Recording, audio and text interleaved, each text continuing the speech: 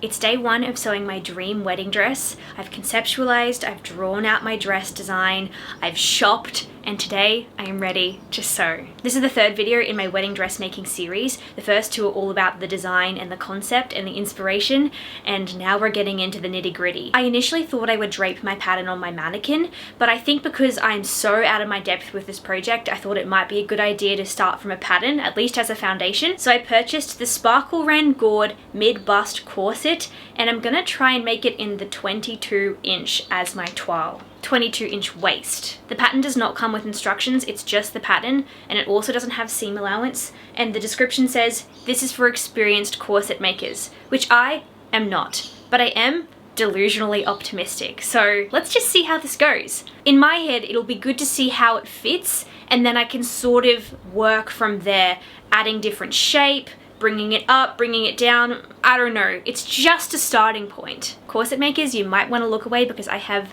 no idea what I'm doing. Also, let me show you what I got at the shop.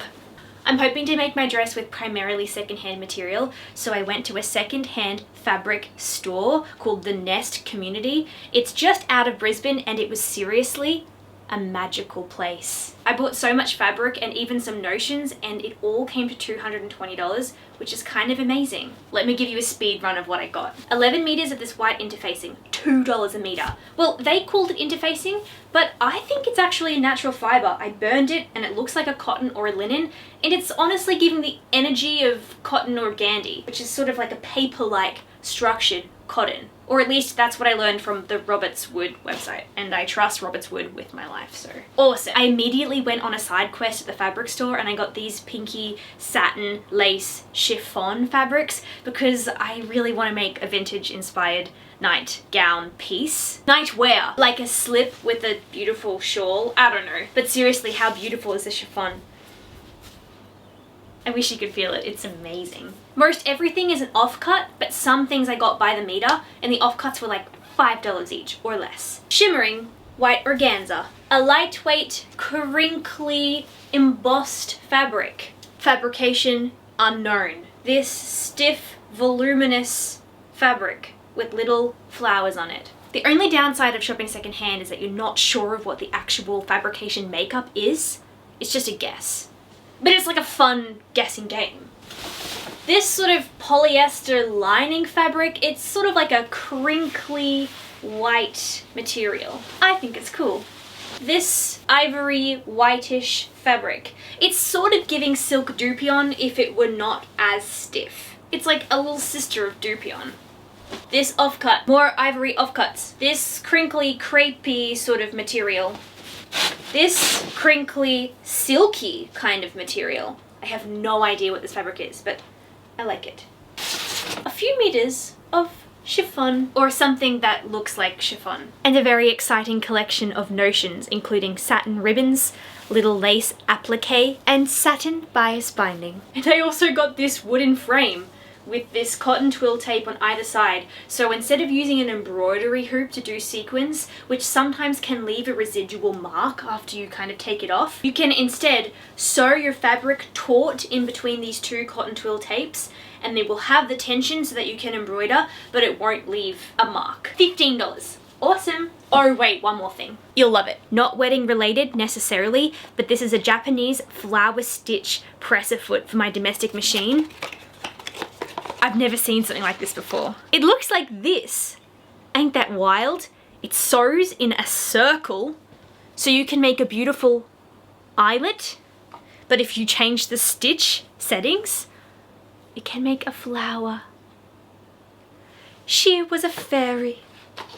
But instead it's, she was a Japanese flower presser foot. That was $8 and it made my whole world feel sparkly. I'm not sure how the white and the ivory fabrics will mix, but I'm just choosing not to worry about it right now because it doesn't matter. And thus concludes my procrastinatory fabric haul, which means it is officially time to start sewing the toile. But before I do, I am so honored and excited to introduce the sponsor of today's video, which is Ana Luisa. Ana Luisa elevates your everyday. They really have something for everyone with long-lasting, tarnish-resistant jewelry that you'll not only look dazzling in, but you'll also feel good wearing. Based in New York City, they deliver simple, beautiful, high quality jewelry at a fair price. Now with wedding preparations well underway, I recently asked my little sister if she would be my maid of honor, and she did say yes, which is really exciting. And to say thank you, I wanted to get her a little present, some matching earrings that we could both wear on the wedding day. Now guys, I had such a hard time picking which earrings to get us both because there are so many pieces that I fell in love with on the Ana Luisa website,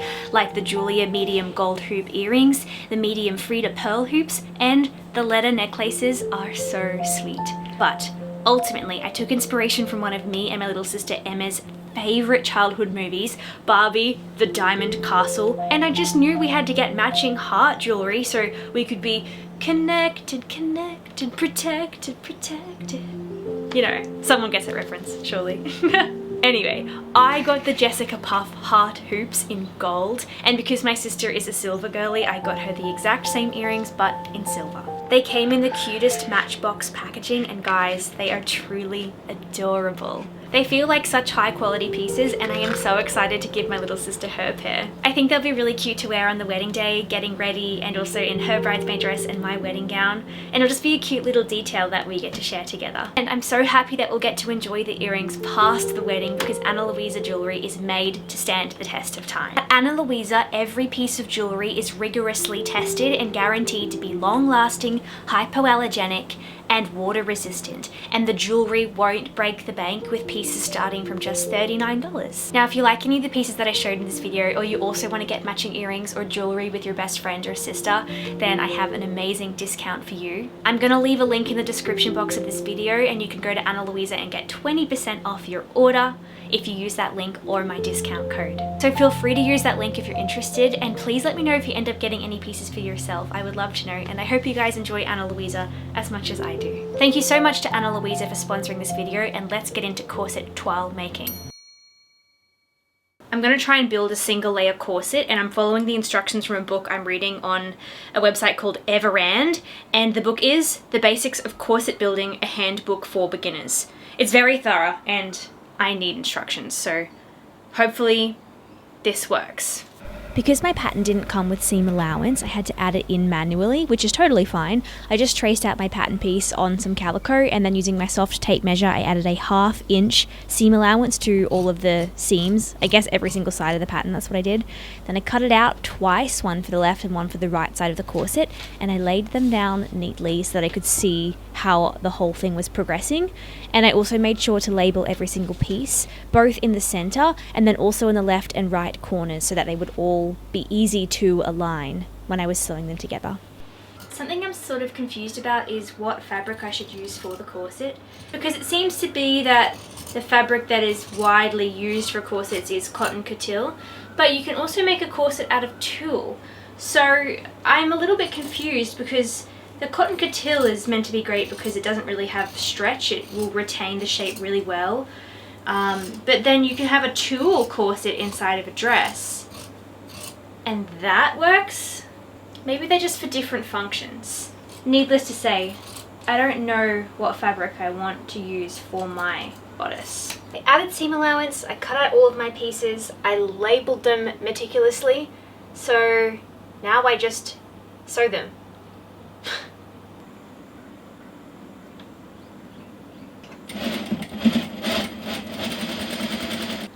One, two, three.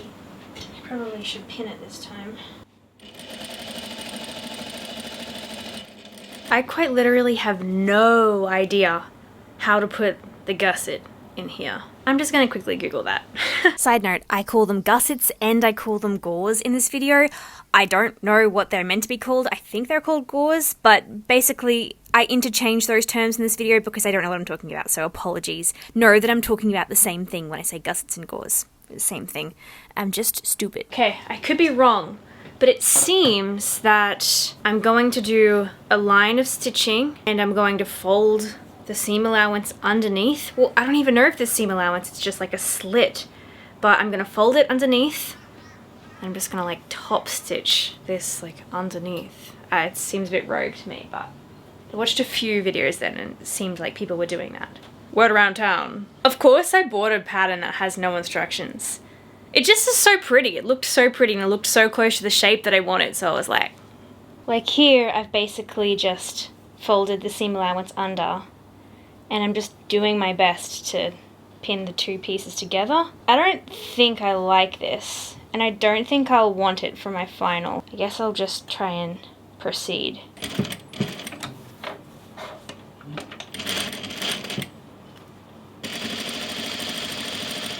Wait, I think I can do the gore better this time. I'll show you. So you can see this is where I folded the seam allowance under and pressed, and it kind of just goes up to a very, very fine point. This frightens me, like it's not very clean, but it seems to be fine when I turn it over to the right side. I don't know. I don't think I'll do this for my actual dress, but this time I actually marked the seam allowance, and so I'm ensuring that it's aligned with where that seam allowance is. That seems right. This is why it's good for me to start now, I think, because as a kinesthetic learner, this stuff just isn't going to make a lot of sense if I'm just reading it in a textbook. So it's good to just get some practice in making structured or corseted bodices. That's the pinned gore. You can see the shape of the garment is taking place, so that's kind of exciting. And it's only one layer, so it's not very structured yet. Cool. I'll probably just piece together the rest of the bodice now because it's all just the same sewing for the other half. And yeah. This is the rough shape of the bodice with just one layer of fabric and no boning so far. I think it's beautiful. The placement of all of the seams is just delightful. However, I'm having quite a bit of gaping in the bust. Obviously it's not laced up yet because I haven't put any grommets in or anything like that, but the fabric is already overlapping at the back, and I think you want roughly like a 2-inch gap for a bodice. So there's just too much fabric. So I might just try grading the pattern down a little bit at the bust area, or at least just up here. I'm trying to decide whether I need to actually finish it first and lace it all up and then grade the bodice. I'm not sure the proper order of things. It's hard to tell without boning and the lace up, but something needs to happen with the sizing up here. You know what I mean? But the waist is going to be great, and I think the hips are going to be good too, so just the bust area. I said that so confidently, like I have any idea how to grade a bust area of a corset. It'll come to me. I will figure it out. Hey guys, a couple of days have passed and I am now ready to start altering my corset pattern and doing a second toile, but I also got some pretty exciting purchases on the weekend, so I want to show them to you, of course. 1 second.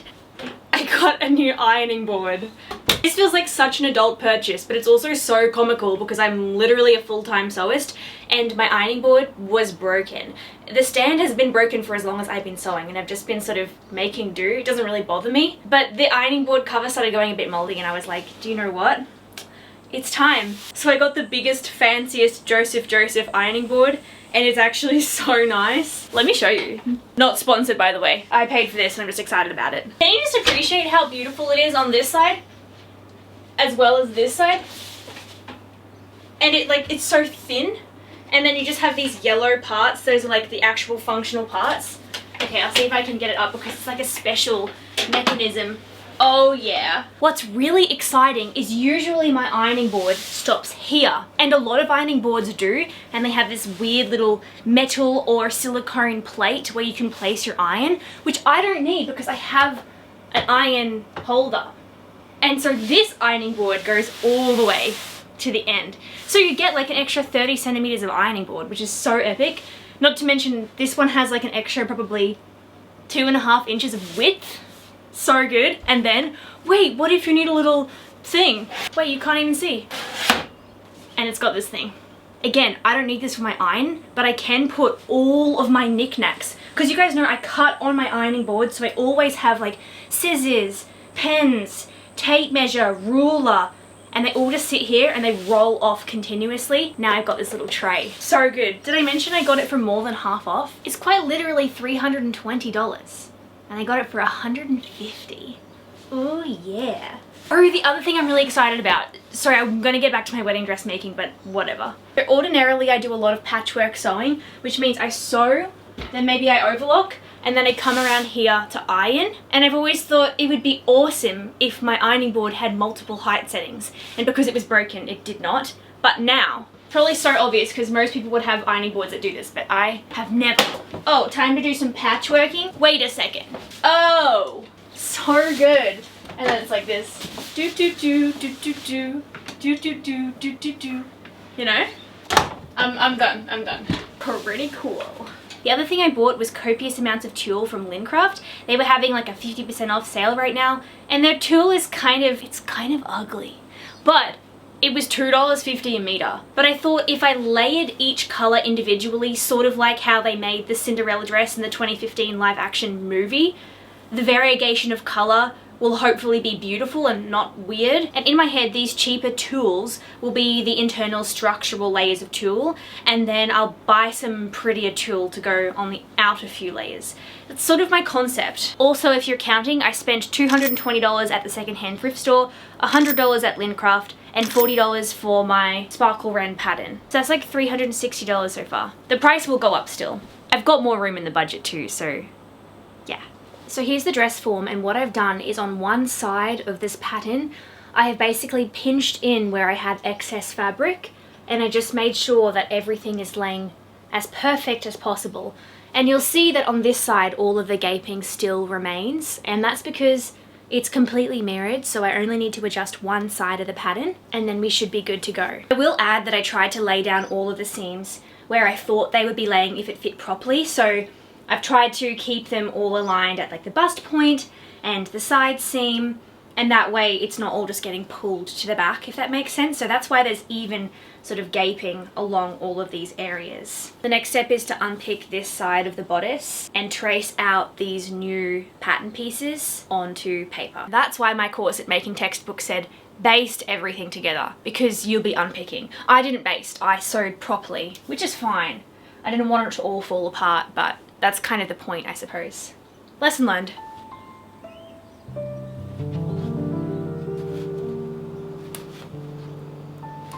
So for example, this is one of my pattern pieces where I've sewn the gusset in, and I could unpick the gusset and trace all that out again, or I could just trace this pattern piece, and that would be fine too. And I think that is what I'm going to do.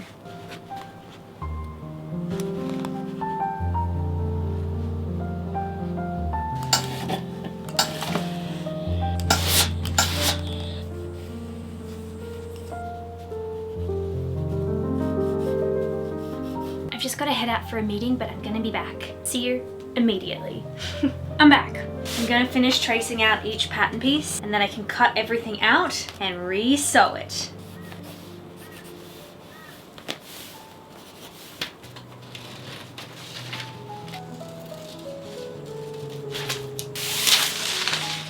Love this ironing board.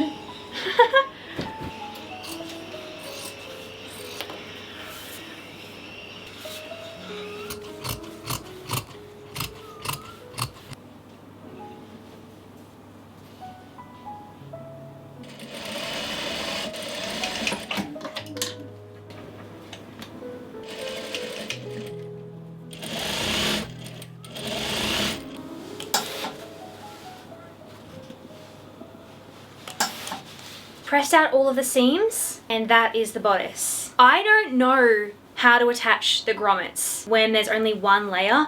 Maybe I need to do a second layer so that I can fully make it into a corset. But I think what I want to do first is sew the boning on, because I just want to see what that adds in terms of structure. I just have a bunch of this cheap plastic boning from Spotlight, which apparently you can just sew on. I have also no idea where this boning is meant to go in terms of the pattern design. Like I said previously, there's no instructions for this pattern, so I'm just gonna have a play and see what I like. This is the design, so I do think that there is a boning piece here and a boning piece here, and certainly boning on the back side, but I'm gonna try putting them in the other seams and just see what happens. Playing with boning feels like when you get your pen license in grade 6 and you're like, oh yeah! Oh yeah! Even though it's like probably not that big of a deal, like I can always just play with this if I want to, but for some reason it feels like crazy.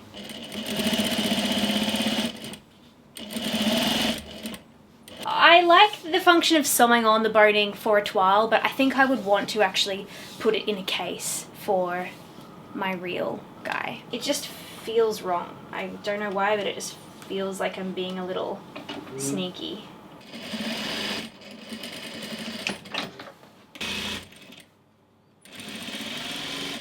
Look how crazy the boning made the bodice go. I definitely did that wrong, probably. But I'm just gonna iron everything flat and it should be fine. You're probably not meant to do this either, so yeah.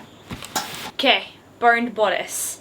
I definitely need to lace it up to get the proper fit check, and I probably want to add a waist tape as well. Things are sitting a lot better than they were with the first toile, so that's good news. I just gotta figure out next steps. Okay, I literally just doom scrolled for like 30 minutes because I don't really know what the next step is. I think I just need to make this again and then attach them right sides together and then like flip it, and then I can put the grommets in. But what if I just reinforced this section and then put grommets in? Maybe I'll do that.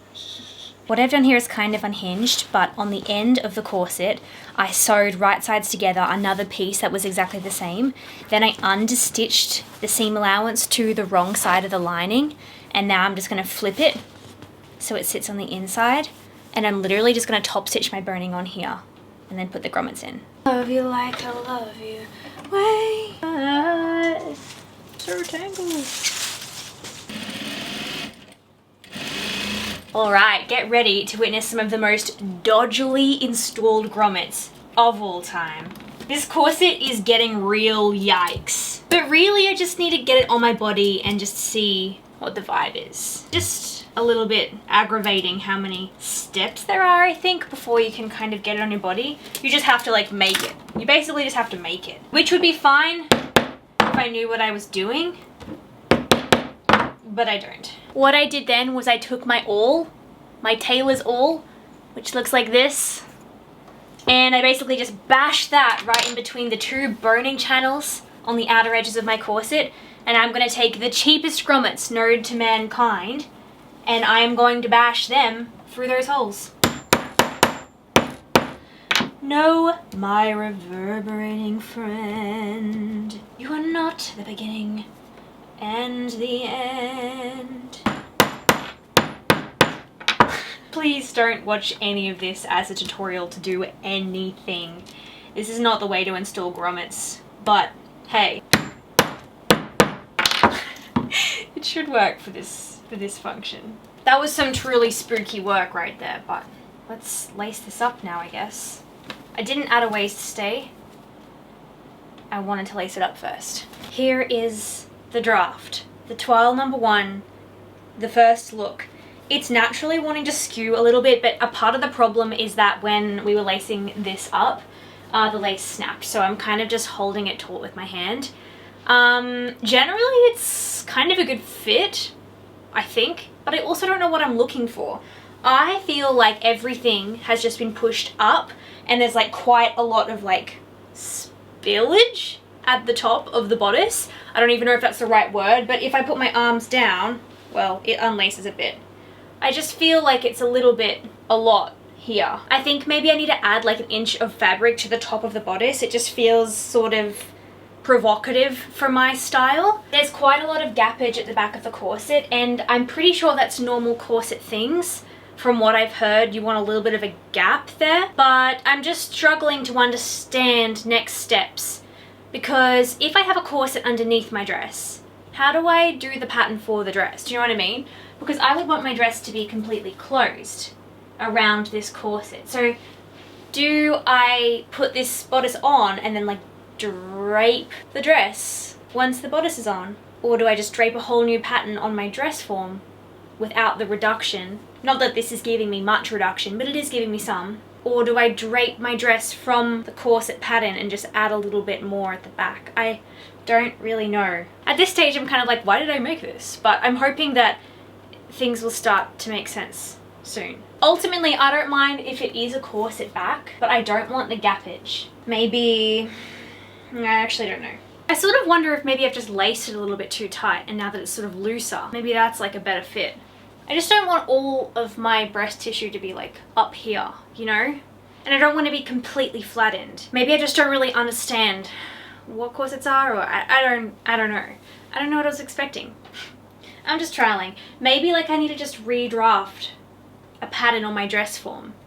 And I can still add all of the structure on the inside to help things stay in the right place, but it'd be less about reduction and more about a really good fit. This was not wasted though. It's been really good to see some of the shapes and understand how they work because they're all so specific and kind of small. Yeah, a lot of uncertainty in this video, but overall, like, the construction and the vibe of the bodice is sitting in a good place. I don't even know if I have more thoughts. All of my thoughts are just like, So yeah. Some thoughts from the future.